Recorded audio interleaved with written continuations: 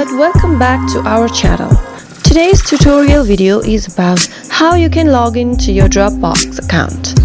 Before jumping right into our video, if you haven't subscribed to our channel yet, tap on the subscribe button and press the bell icon and never miss another help videos from us. Now, to log into your Dropbox account, the first thing you'll need to do is go to any web browser and type www.dropbox.com in the search bar.